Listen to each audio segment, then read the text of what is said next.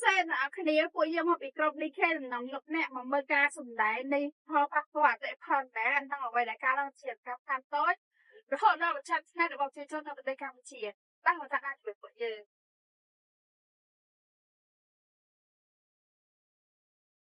ôi gì ta Hello, anh lấy tôi đi hiểu cái tờ đấy ca cô bây giờ nó ngay ở nguồn cô với ta nhầm luộc ban mà ngày là mình liền chiếc ấy ở lỡ họ đã thay sang gặp ban ấy. Chắc đó lấy tép chua phong ấy phong. chung nó bị ở phiêu ác phải tinh thật phải tinh thành ca thật Nó ngay phiêu bị chán quạt ở sơ chinh khéo hay quạt ở sân mi khả bị ca tiền đập bê trong tới ấy bán còn lan thay chừng đầu chưa bắn chạy trong đây. Nó ngay trong em ấy ạ. mày tha rồi Sắp tích cực. ជំរាបសួរសុខសប្បាយអត់សុខសប្បាយធម្មតាថ្ងៃហ្នឹងខ្ញុំចង់មកហ្នឹងគឺចង់មកសួរពីការខកប៉ះពាល់នៃ COVID ហ្នឹងណាទៅលើខ្សែសង្វាក់ប្រតិកម្មរបស់រោងចក្ររបស់រចនាដោយសារតែខ្ញុំមានការស្រាវជ្រាវមើលទៅគឺឃើញថាអាជីវកម្មផ្សេងៗទៀតហ្នឹងក៏រងផលប៉ះពាល់ពី COVID 19ដូចគ្នាហ្នឹងហើយសម័យកូវីដហ្នឹងគឺវាពិបាកមែនតើសម្រាប់ការបញ្ចូលហើយនឹងច្រកមួយចំនួនហ្នឹងគឺវាបិទអញ្ចឹងទៅធ្វើឲ្យយើងពិបាកក្នុងការនាំចូលផលិតផលខាងហើយអតិថិជនមួយចំនួនហ្នឹងក៏យើងកាត់ចោលអស់ដែរដោយសារគេលេងមកទិញដែលយើងត្រូវបិទច្រកសម្រាប់អតិថិជនអន្តរជាតិក៏គេលេងមកវិនិយោគលើរោងចក្ររបស់ខ្ញុំដែរហើយចង់កម្មករសម្រាប់ឯកម្មករក៏កាត់ចោលខ្លះដោយសារយើងអត់មានថវិកាប្រព័ន្ធក្នុងការជួលពួកគាត់មកធ្វើការនៅក្នុងរោងចក្រយើងខ្ញុំ គឺចង់អរគុណច្រើនបាទមិនមានអាជីវករទេពិបាកឥឡូវខ្ញុំនិយាយទៅមុនម្ចាស់ផ្ទះខាងតែជនម្នាក់ទៀតថាតើ COVID ហ្នឹងមានផលប៉ះពាល់ទៅលើគាត់យ៉ាងដូចម្ដេចខ្លះណាតើខ្ញុំក៏ដឹងទេដូចជាថ្ងៃហើយក្នុងរដូវពេល COVID-19 ពួកយើងត្រូវតែបន្ថយការចំណាយឲ្យពួកយើងយ៉ាងច្រើនតែការអស់ខុសចំណាយនោះគឺមិនទៅការនៅក្នុងរដូវពេល COVID-19 ការនាំការងាររបស់ពួកយើងត្រូវបានកាត់បន្ថយដោយធ្វើឲ្យចំណូលរបស់ពួកយើងត្រូវបានថយចុះដូច្នេះពួកយើងត្រូវកាត់បន្ថយការចំណាយរបស់ពួកយើងទីមួយគឺពួកយើងត្រូវកាត់បន្ថយការ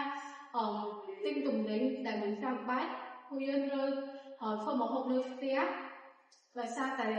តម្លៃអាហារគឺវាឡើងថ្លៃនិងការបញ្ជាជូនគឺវាមានការពិបាកពីព្រោះតែខាត់ឆ្លងជំងឺ COVID-19 អរគុណច្រើនសម្រាប់ប្រទេសនៅពេលដែលប្រទេសមួយដែលស្រង់ត្រូវបានបិទម្ចាស់រោងចក្រមួយចំនួនក៏មានផលវិបាកដែរដោយសារតែពួកគាត់ត្រូវប្រឈមមុខនឹងការដឹកសម្រាប់ផលិតកម្មរបស់គាត់ដែលមូលហេតុគ្មានគ្រឿងផ្សំឬគ្រឿងផ្សំមួយចំនួនហូបត្រូវនាំចូលពីខាងក្រៅហើយម្យ៉ាងទៀតគ្មានអតិថិជនទិញដែលបណ្ដាលឲ្យទំនិញទាំងអស់នោះអាចសល់ឬក៏ហួសសុខភាពហើយទាំងអស់នេះហើយគឺជាខ្សែសង្វាក់បន្តគ្នារងផលប៉ះពាល់ពីមួយទៅមួយដូច្នេះហើយទើបយើងឃើញថា SME ទទួលបានឥទ្ធិពលដ៏ខ្លាំងជាងគេនៅចំណុចនេះសុភាបន្ទាប់ពីបានលើកពីអាជីវកម្មកម្រទាំង3ហ្នឹងណាតើទិន្នន័យវិទ្យាសាស្ត្រគេនិយាយថាម៉េចដែរចាយោងតាមការសិក្សារបស់ក្រុមយើងនៅអំឡុងពេល2020ដល់2022ដែលយើងបានសិក្សាអំពី COVID-19 បង្ហាញថាវាមិនមែនជាកត្តាដែលដល់ឡើយទេទី1គឺការប៉ះពាល់សកលគឺមានការបិទរោងចក្រនៅប្រទេសជិតខាងនិងការឡើងតម្លៃកុងតឺន័រដែលធ្វើឲ្យទំនិញនាំចូលគឺថ្លៃទី2គឺតម្រូវការធ្លាក់ចុះនៅក្នុងស្រុកប្រជាជនកាត់បន្ថយការចំណាយទៅលើផលិតផលដែលមិនចាំបាច់ដោយសារតែចំណូលនិងចំណាយរបស់ប្រជាជនគឺមិនសមាមាត្រនឹងគ្នាទី3គឺវិស័យទេសចរណ៍បានធ្លាក់ចុះដុនដាបទេសចរណ៍ធ្លាក់រហូតដល់0ដែលធ្វើឲ្យប៉ះពាល់ទៅដល់អាជីវកម្មតូចនៅប្រទេសកម្ពុជាយ៉ាងខ្លាំងទិដ្ឋផលកំណើន GDP របស់កម្ពុជាធ្លាក់ចុះយ៉ាងខ្លាំងនៅក្នុងឆ្នាំ2020ដែលធ្វើឲ្យអំណាចទិញរបស់អ្នកប្រើប្រាស់ធ្លាក់ចុះនិងបង្កើនភាពក្រីក្រជាបណ្ដោះអាសន្នចង់បើសិនជាអញ្ចឹងមែនយើងមានដំណោះស្រាយវាបែបណាទៅគឺមានវាថាបើគួរបង្កើនជំនួយសង្គមផ្ទាល់ទៅដល់គ្រួសារដែលរងផលប៉ះពាល់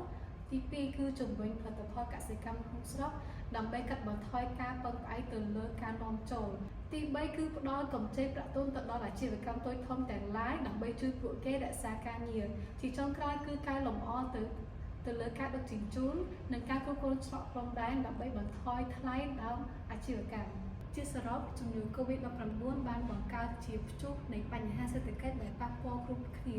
ទាំងអ្នកលក់អ្នកទិញនិងអាជីវកម្មធំតូចប៉ុន្តែជាមួយនឹងការគ្រប់គ្រងនិងយុទ្ធសាស្ត្ររបស់រដ្ឋាភិបាលកម្ពុជាអាចធ្វើស្បើយពីបញ្ហានេះបាន The pandemic has exposed the weaknesses of Cambodian economy.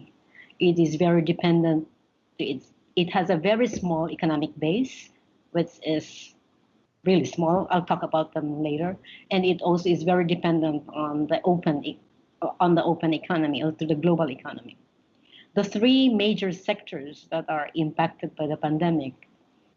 is tourism, manufacturing, and construction. These three account for 70% of growth and 40% of paid employment in Cambodia in 2019. Manufacturing, 180 or are suspended, and factories closed in May, and 6 workers.